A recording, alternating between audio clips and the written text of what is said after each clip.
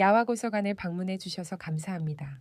구독, 좋아요, 알림 설정 꼭 눌러주세요.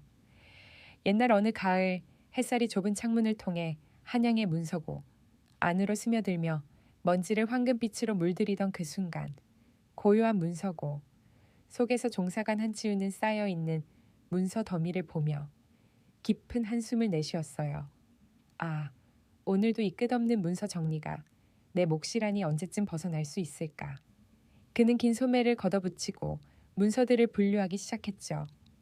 중인 출신으로 종사관 자리까지 올랐지만 실무의 무거운 짐은 언제나 그의 손에 달려 있었답니다. 한 종사관, 벌써 해가 서산으로 기울었는데 오늘도 밤늦게까지 일하려는 겁니까? 동료의 물음에 그는 고개를 저으며 대답했어요. 수사문건을 정리해서 내일까지 형주에 보내야 하니 어쩔 수 없지. 이게 내 운명인가. 동료가 떠난 후에도 한지우는 홀로 문서 정리를 계속했지만 실수로 먹물이 사건 기록물에 떨어지고 말았어요. 아이고, 이걸 어쩐다 큰일 났어. 급히 먹물을 닦아내던 그는 특이한 사형 판결문 하나를 발견했죠. 양반이자 학자인 박준영 대감이 가족 살해 혐의로 사형을 선고받은 기록이었어요. 박준영 대감이 가족을 살해했다고. 이건 도저히 믿을 수 없어. 뭔가 이상해 퇴근길. 그는 우연히 형조 판서 김태석과 마주쳤지만 김태석은 공손히 허리를 숙여 인사하는 한지훈을 무시한 채 지나갔어요. 하긴 대감 같은 높은 분이 나 같은 하찮은 일을 신경 쓸 리 없지. 내가 너무 기대했나. 그는 자조적인 웃음을 지으며 중얼거렸답니다. 다음 날 아침 한지훈은 그 이상한 판결문의 주인공을 직접 만나보기로 결심했어요. 이 사건 그냥 넘어갈 수 없어. 진실이 뭘까? 감옥에 도착하자 간수가 그를 힐끗 보며 교활한 미소를 지었죠. 종사관님, 사형수 소연은 누구도 면회할 수 없는 거 아시죠? 규칙이 엄격하다고요. 한지우는 난처한 표정으로 주머니를 뒤적여 겨우 동전 몇 잎을 꺼냈어요. 이게 내 전부야 부탁하네. 간수는 잠시 망설이다가 마지못해 문을 열어주었고 한지우는 감방으로 들어섰어요.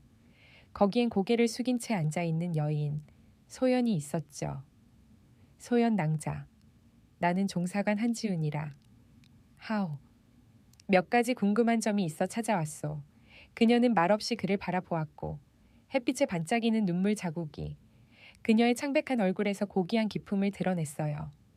판결문을 보니 낭자가 가족을 살해한 혐의로 사형을 선고받았다던데 정말 그럴 리가 있나. 뭔가 잘못된 게 아닌가요? 소연은 차분히 답했지만 깊은 슬픔에 잠겨 있었죠. 그걸 알아서 무엇 하시려오. 이미 판결은 끝났사옵니다. 이제 와서 무슨 소용이 있겠소. 그녀 옆에는 낡은 책 한 권이 놓여 있었어요. 그 책은 허락받은 거요. 네, 제 마지막 소원으로 허락받았사옵니다. 죽기 전이라도 책을 읽고 싶었소. 낭자가 정말 가족을 살해한 게 맞소. 그녀는 눈빛을 똑바로 맞추며 말했어요. 종사관님, 진실을 알고 싶으시다면 보이는 것만 믿지 마시고 보이지 않는 것을 보셔야 하옵니다. 겉만 보면 속을 알 수 없어요. 그 말에 한지우는 그녀의 눈물 뒤에 숨겨진 이야기가 있음을 직감했어요. 이제 곧 간수장이 나오실 거예요. 더 계시면 저도 곤란하옵니다. 그는 아쉬움을 남긴 채 감방을 나왔지만 소연의 슬픈 눈동자와 수수께끼 같은 말이 그의 마음 깊이 박혔답니다. 도대체 무슨 사연이 있는 걸까 이 일. 그냥 두고 볼 수 없어. 형조로 돌아온 한지우는 마당에서 선배 종사관 최영탁을 만났어요. 최영탁은 형조에서 10년 넘게 근무한 노련한 관리였죠. 어디 다녀오는 길인가. 자네 얼굴이 심상치 않구만. 무슨 고민이라도 있나. 감옥에 다녀왔습니다. 혹시 박준영 대감의 일을 아십니까? 최영탁은 의미심장한 눈빛으로 주변을 살피며 낮은 목소리로 말했어요. 옛날에 토끼가 숲속에서 자고 있는 호랑이의 꼬리를 밟았지. 토끼는 호랑이가 깨어날까. 숨도 안 쉬고 꼼짝 안 했어. 그런데 호랑이가 깨어나지 않자 호기심에 호랑이 얼굴까지 들여다보았지. 결국 호랑이가 깨어났는데 그때 하늘을 나는 새가 똥을 툭 떨어뜨렸지. 아이고, 다행히 형님 머리 위로는 안 떨어졌네요. 하하, 두 사람은 한바탕 웃었지만 최영탁의 표정은 다시 진지해졌어요. 자네, 박준영 대감에 대해 얼마나 아는가. 노론과 소론의 정치적 갈등 중심에 있었다는 것 정도요. 그분은 나에게 큰 은혜를 베푸신 분이야. 그런데 갑자기 가족이 모두 살해당하고 유일한 생존자인 따님이 범인으로 몰렸지. 이상하지 않은가? 도대체 누가 이런 일을 꾸몄을까? 그럼 소연 낭자가 무죄라는 말씀이십니까? 내 생각은 중요치 않아. 다만 김태석 대감의 눈에 띄지 않는 게 좋을 거야. 그는 박준영 대감과 강한 정적이었지. 그 사람. 무서운 인물이야. 한지우는 소연의 사건이 단순한 살인 사건이 아님을 깨달았어요. 감옥에서 본 그녀의 슬픔과 억울함이 그의 가슴을 아프게 했죠. 이건 단순한 사건이 아니야. 소연 낭자를 구해야 해. 다음 날 그는 다시 감옥으로 향했어요. 또 오셨어요. 오늘은 좀 더 가져오셨나? 빈손으론 곤란하다고요.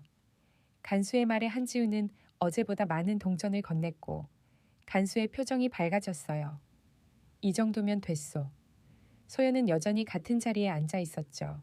낭자. 다시 찾아왔소. 낭자의 사건에 의문점이 너무 많아. 도와주셨으면 하오. 도우신다고요.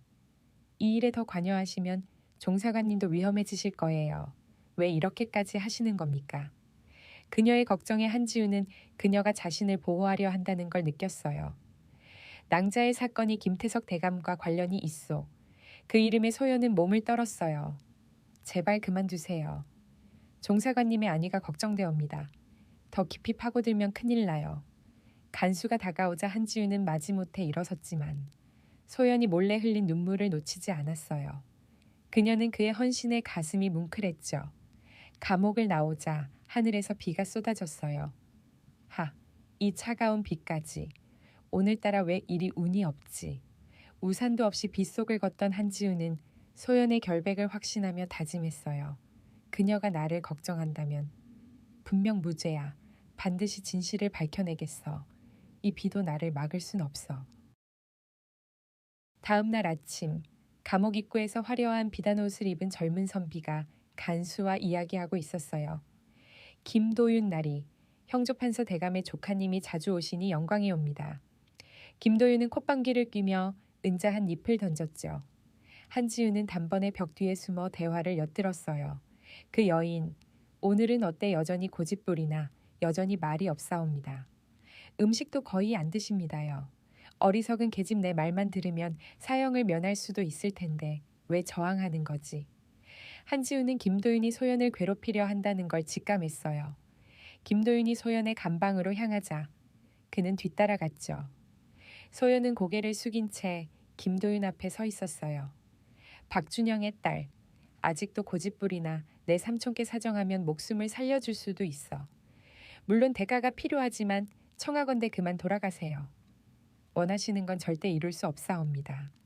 제 가문의 명예를 더럽힐 순 없어요. 한지우는 더 참지 못하고 다가가 일부러 비로 생긴 무릉덩이에 미끄러져 넘어졌어요. 흙탕물이 김도윤의 고급 비단옷에 튀었죠. 이 무례한 놈이 감히 내 옷을 더럽혀 도대체 뭐야. 너 송구하옵니다. 실수였사옵니다.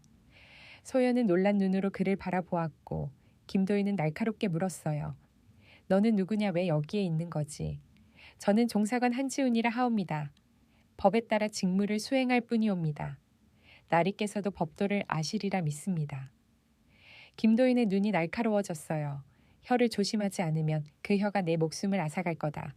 그는 소연을 노려보며 떠났지만 오늘 네가 무슨 잘못을 했는지 곧 알게 될 거야. 라고 으름장을 놓았죠.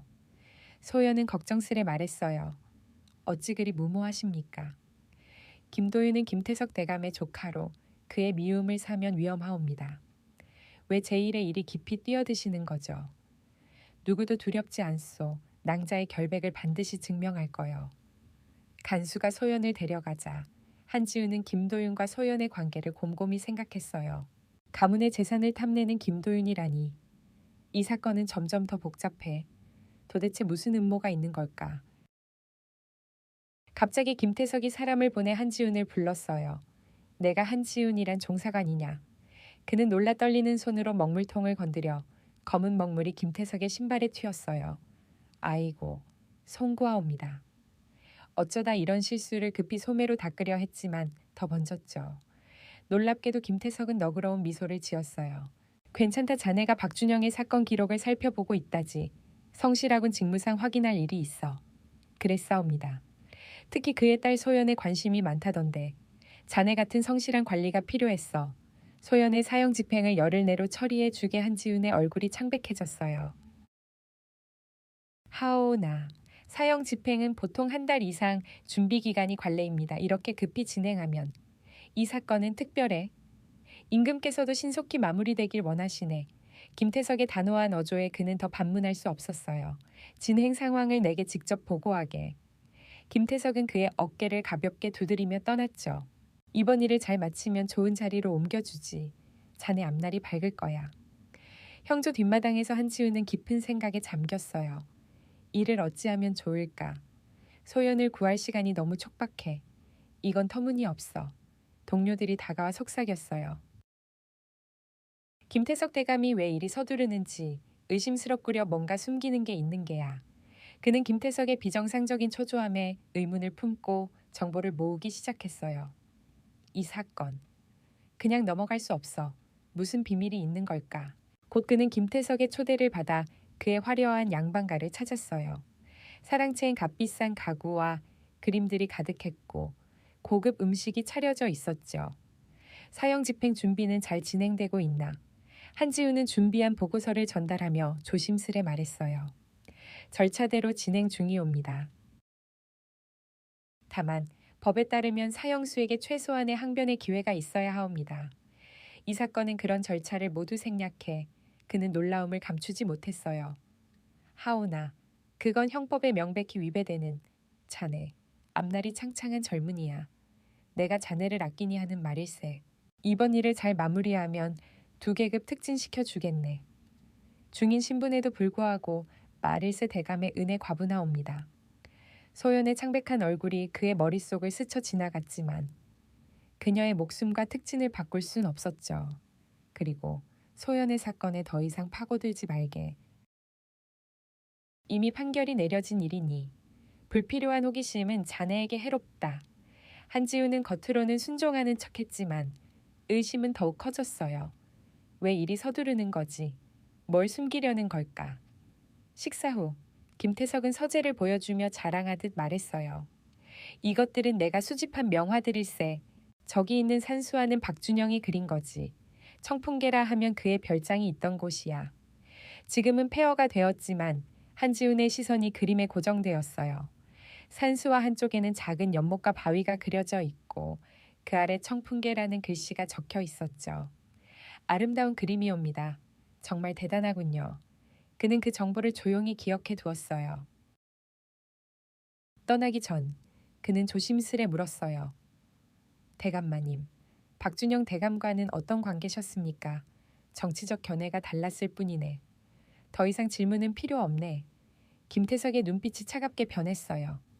한지우는 더 묻지 않고 공손히 인사를 올렸죠. 귀한 시간 내주심에 감사드리옵니다. 사형 집행 준비에 만전을 기하겠사옵니다. 양반가를 나오며 그는 복잡한 심정을 감출 수 없었지만 청풍계라는 단서를 얻은 것이 큰 수확이었죠. 이건 중요한 단서야. 청풍계에서 뭔가를 찾아야 해. 그날 밤 한지우는 곧장 감옥으로 향했어요. 입구에서 졸고 있던 간수희 씨가 그의 발소리에 화들짝 놀라 깨어났죠. 이 밤중에 누구시오 웬일이야. 나 한지훈 종사관이다. 사형 집행 준비로 죄인을 신문해야 하네. 그는 품속에서 조심스럽게 아끼던 법전 주서를 꺼냈어요. 이건 내가 소중히 여기는 책일세. 자네가 이걸 안다면 큰 도움이 될 거야. 간수의 눈이 반짝였어요.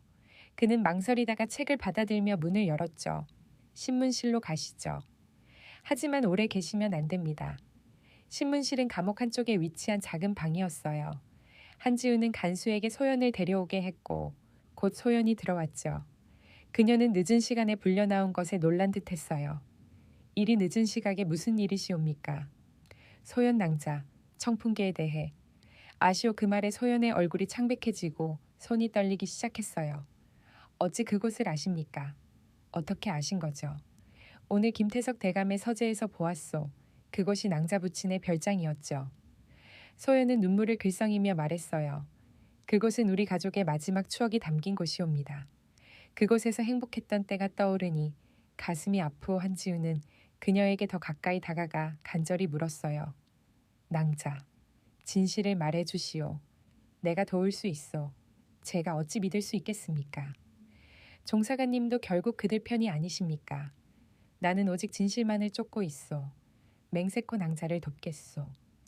소연의 눈에서 경계심이 조금씩 사라졌어요. 그녀는 깊은 숨을 들이쉬고 이야기를 시작했죠. 아버님은 김태석의 비리를 발견하셨사옵니다. 조정의 군자금을 빼돌리고 백성의 세금을 착취한 증거를 찾으셨죠. 그래서 김태석이 박준영 대감을 제거했다는 말씀이시오. 그렇사옵니다. 아버님께서 그 증거를 임금께 올리려 하셨으나 그날 밤 우리 가족 모두가 살해당했사옵니다. 저는 유모와 함께 청풍계에 있어 화를 면했지요. 소연의 목소리가 떨렸어요.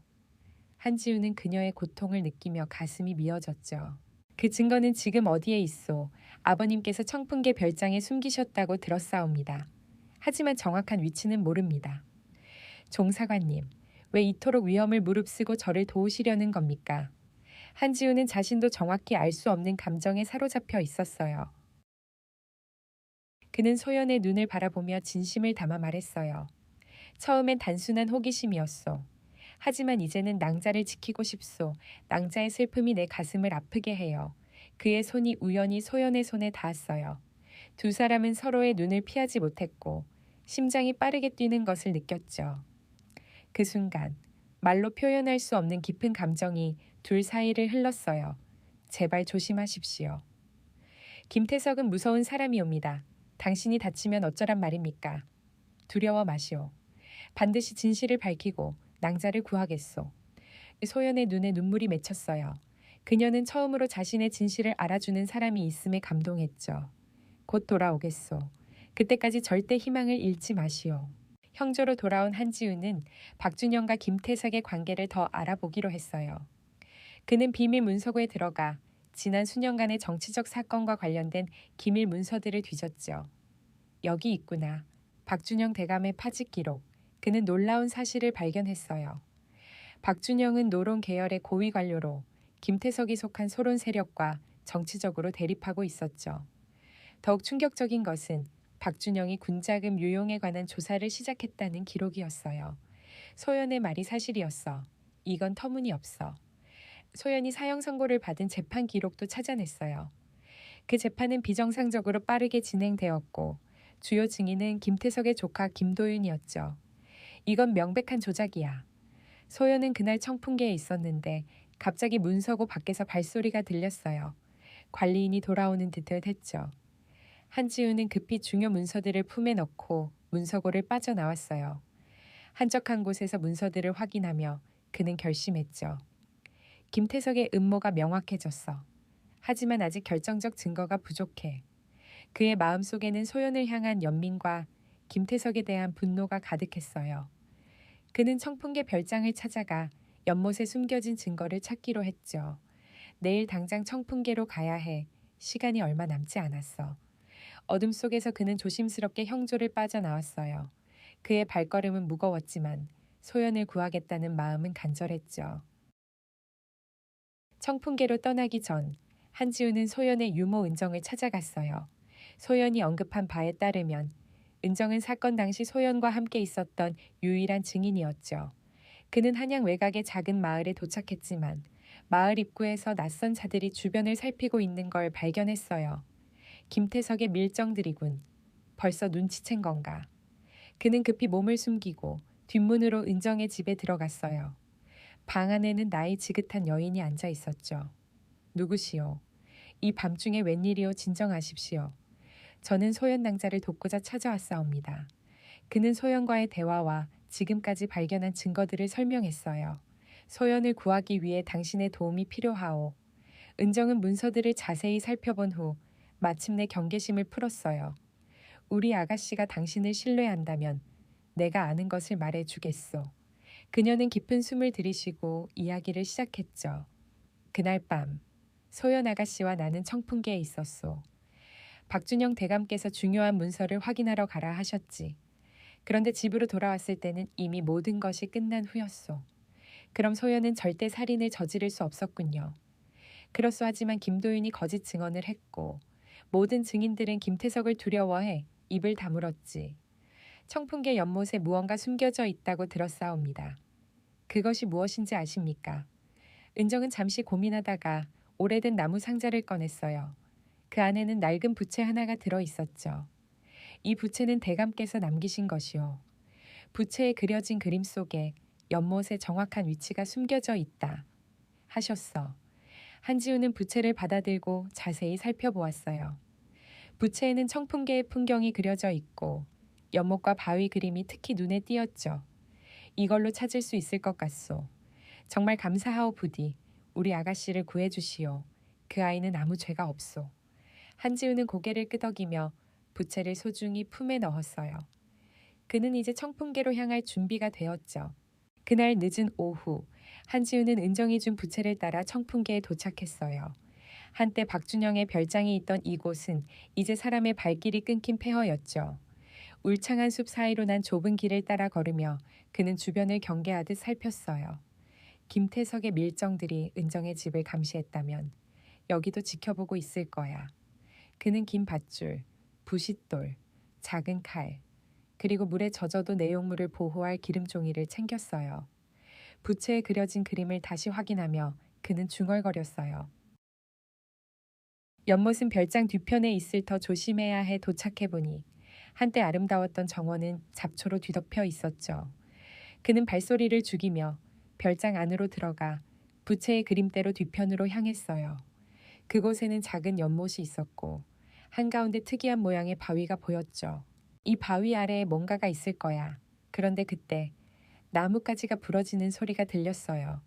그는 즉시 몸을 숨겼죠. 그의 직감은 틀리지 않았어요. 검은 복장의 자객 5명이 별장 주변을 에워쌌어요. 누군가 여기 왔다 흔적을 찾아라. 한지우는 재빨리 탈출 경로를 찾았지만 자객들이 점점 가까이 다가왔어요. 정면 돌파는 불가능해. 지혜를 써야 해. 그는 바닥에서 돌멩이를 주워 반대편으로 힘껏 던졌어요. 저쪽이다 쫓아라. 그 틈을 타 그는 연못 속으로 조용히 들어갔어요. 차가운 물이 온몸을 감쌌죠. 숨을 참고 바위 아래를 더듬자 단단한 상자가 손에 잡혔어요. 하지만 자객들이 다시 연못 주변으로 모여들었어요. 그는 급히 연못 가장자리에 갈대 사이로 몸을 숨기고 갈대 줄기로 숨을 쉬며 기다렸죠. 연못을 샅샅이 뒤져라. 반드시 찾아야 한다. 자객들이 수색하는 동안 그는 움직이지 않고 버텼어요. 차가운 물속에서 몸이 떨렸지만 그는 이를 악물었죠. 잠시 후 나무 위에 벌집을 발견한 그는 작은 돌멩이를 던져 벌집을 맞췄어요. 놀란 벌들이 사방으로 날아다니자 자객들은 서로 부딪히며 도망쳤죠. 그는 혼란을 틈타 연못에서 빠져나와 숲으로 달렸어요. 하지만 한 자객이 그를 발견하고 화살을 날렸어요. 화살이 어깨를 스쳐 지나갔죠. 으윽, 이 정도로 멈출 수 없어. 날카로운 통증에도 그는 계속 달렸어요. 자객들을 따돌리기 위해 방향을 바꿔가며 달리던 그는 작은 동굴을 발견하고 몸을 숨겼어요. 떨리는 손으로 상자를 열자 김태석이 군자금을 횡령한 증거와 비리를 기록한 문서가 있었죠. 이거다 하지만 일부만 있군. 상자 바닥에서 작은 쪽지를 발견했어요. 나머지는 그대에게 맡겼네. 박준영의 글씨체였죠. 누구에게 맡겼다는 거지. 소연이 아는 걸까? 그는 부상으로 걷기 힘들었지만 한양으로 향했어요. 가장 안전한 곳은 역설적이게도 감옥이야. 소연이 거기 있으니. 깊은 밤 감옥에 도착한 한지훈을 본 간수희 씨는 놀라움을 감추지 못했어요. 한 종사관님. 이게 어찌된 일이시오. 피투성이잖소. 말이 길다 소연을 만나야 하네. 의원도 불러줘. 간수는 그의 심각한 상태를 보고 서둘러 의원을 불렀어요. 신문실에서 고통을 참으며 기다리던 그는 의원의 치료를 받았죠. 화살이 어깨를 스쳤지만 깊진 않소. 움직이지 마시오. 소연이 들어오자 그의 모습을 보고 놀라움과 걱정이 뒤섞였어요. 아니, 어찌 일이 되셨습니까? 대체 무슨 일이요 청풍계에 다녀왔소. 자객들이 기다리고 있었지만 문서는 찾았어. 그는 기름종이에 싼 문서를 꺼냈어요. 소연의 눈이 커졌죠. 아버님의 문서를 찾으셨군요. 일부만 있소. 나머지는 유모나 낭자가 아는 물건에 있을지도. 소연은 그의 이마에 맺힌 식은땀을 소매로 닦아주었어요. 저 때문에 이런 위험을 감수하다니 너무 무모하십니다. 어찌 이리 목숨을 걸으신 겁니까? 무모함이 아니라 의지요 낭자의 결백을 증명하고 싶었소. 그녀는 그의 손을 조심스럽게 잡으며 물었어요. 왜 이토록 저를 위해 애쓰시는 건가요? 그는 잠시 망설이다. 진심을 담아 말했어요. 처음엔 호기심이었소. 하지만 낭자를 생각하면 가슴이 아파요. 두 사람의 눈이 마주쳤어요. 소연의 뺨이 붉게 물들었죠. 간수장이 곧 올 시간이요. 어서 돌아가셔야 하오 밤새 이야기를 나누며 서로의 깊은 감정을 알게 되었어요. 부상에도 불구하고 그의 마음은 소연을 구할 희망으로 가벼워졌죠. 집으로 돌아온 한지훈은 어깨의 통증에도 새벽부터 책상에 앉아 정리했어요. 소연의 결백을 증명하려면 세 가지가 필요해. 첫째, 사건 당시 그녀가 다른 곳에 있었다는 증거. 둘째, 김태석의 범행 동기. 셋째, 재판의 불법성. 그는 법정과 판례집을 뒤적이며 분석했어요. 대명률 살인죄에 따르면 범행 현장에 없었음이 증명되면 무죄야 은정의 증언이 중요해. 현장의 증거가 왼손잡이 범인을 가리키는데 소연은 오른손잡이라는 점도 주목했죠. 이건 중요한 단서야. 그때 최영탁이 찾아왔어요. 자네 어깨는 어떤가? 자객들에게 당했다지 큰 부상은 아닙니다. 특수 먹물에 대해 아십니까? 숨겨진 글자를 드러내는 최영탁은 고개를 끄덕이며 친구를 데려왔어요. 전문가가 특수 먹물을 바르고 열을 가하자 숨겨진 글자들이 나타났어요. 김태석이 박준영을 제거하도록 지시했다는 증거야. 이거면 충분해. 그는 상소문을 작성하기로 결심했죠. 임금께 무시할 수 없는 논리를 구축해야 해. 상소문에는 사건 현장에 없었던 소연의 증거, 김태석의 범행 동기, 재판의 불법성, 그리고 박준영의 증언까지 체계적으로 정리되었어요. 그는 법전 제43조를 인용하며 논리를 강화했죠. 증인의 증언이 물리적 증거와 부합하면 진실로 인정된다. 은정의 증언이 이에 해당해 과거 정조 5년 이진사 무고 사건도 인용했어요. 물증 없는 고발은 인정되지 않는다. 소연의 경우도 마찬가지야. 상소문을 완성한 그는 사본 2벌을 만들어 최영탁과 노론 고위관리에게 맡겼어요. 나에게 무슨 일이 생기면 임금께 전달해 주시오. 자네, 정말 위험한 일을 하는구나. 하지만 내가 돕겠네. 감옥에서 소연을 만난 그는 상소문을 보여주었어요. 모든 증거를 모았소. 낭자의 결백을 증명할 수 있소. 그녀는 상소문을 읽으며 눈물을 흘렸어요. 이렇게까지 하시다니. 하지만 임금께 올리시면 큰 위험에 처하실 거예요. 낭자의 결백이 우선이요. 제발 이 일에서 손을 떼세요. 당신마저 위험해지면 저는 어찌합니까? 당신이 아니면 내 삶은 의미가 없소. 그의 진심의 소연은 그의 뺨을 어루만졌어요. 어찌 제 마음을 이리 흔드시는 겁니까? 그는 그녀의 손을 입술로 가져갔죠. 죽어도 같이, 살아도 같이 할 거요. 그녀는 소리내어 울며 그를 끌어안았어요. 당신을 진심으로 사랑하옵니다. 영혼이 되어서도 잊지 않을 거예요. 나도 낭자를 영원히 사랑하오. 간수가 다가오자 그들은 손을 꼭 잡으며 헤어졌어요. 내일이면 모든 게 끝날 거요. 희망을 잃지 마시오. 부디 조심하셔요. 제 마음은 영원히 당신과 함께 있사옵니다. 다음 날 아침 형조 관원들이 칼을 들고 한지훈을 둘러쌌어요. 영모죄로 체포한다. 이게 무슨 짓이야. 김태석이 먼저 손을 쓴 거군. 형조마당에서 김태석은 그를 비난했어요. 거짓 증거로 나를 모함하려 했다. 실망스럽구나. 김도윤이 득의양양하게 나타났어요. 삼촌, 이자의 숙소에서 조작된 문서들이 나왔습니다. 한지훈은 김도윤이 그의 사본을 찾아낸 걸 깨달았어요. 진실은 밝혀질 것이옵니다. 대감께서 박준영 대감을 살해하고 소연에게 누명을 씌웠소. 김태석은 분노하며 그를 공개적으로 모욕했어요. 역모를 꾸민 자를 엄중히 다스릴 것이다. 그는 당당히 서서 소연을 떠올리며 두려움을 이겼어요. 소연, 내가 못하더라도 진실은 드러날 거야. 다음 날 소연의 교수형이 시작되었어요. 지훈님, 부디 오래 사세요. 당신은 제게 가장 큰 선물이었습니다. 저승에서도 당신을 잊지 않을 거예요. 두건이 씌워지고 밧줄이 걸렸죠. 김태석이 명령을 내리려는 찰나 도승지와 의금부 병사들이 달려왔어요. 어명이다 형을 중단하라. 김태석은 놀라 벌떡 일어났어요. 김태석과 일당을 포박하라. 박준영의 딸을 풀어 의원의 진료를 받게 하라. 최영탁이 상소문을 임금께 전달한 거였죠. 한지우는 풀려난 소연을 끌어안았어요. 낭자. 드디어 해결되었소. 지우님, 무사하셔서 정말 다행이옵니다. 두 사람은 눈물을 흘리며 서로를 위로했죠. 김태석과 김도윤은 유배되었고 박준영의 명예는 회복되었어요. 봄꽃이 핀 들판에서 한지훈과 소연은 손을 잡고 걸었어요. 그동안 고생 많았소. 이제 밝은 미래만 있겠지. 당신은 제 생명의 은인이자 아버님의 명예를 되찾아 준 분이옵니다. 사랑하옵니다. 두 마리의 나비가 그들의 미래를 축복하듯 맴돌았어요. 죽음의 문턱에서 만난 두 사람은 혼이 나여 평생 사랑하며 행복하게 살았답니다. 사랑이란 무엇일까? 자신의 목숨을 걸고 지키는 것.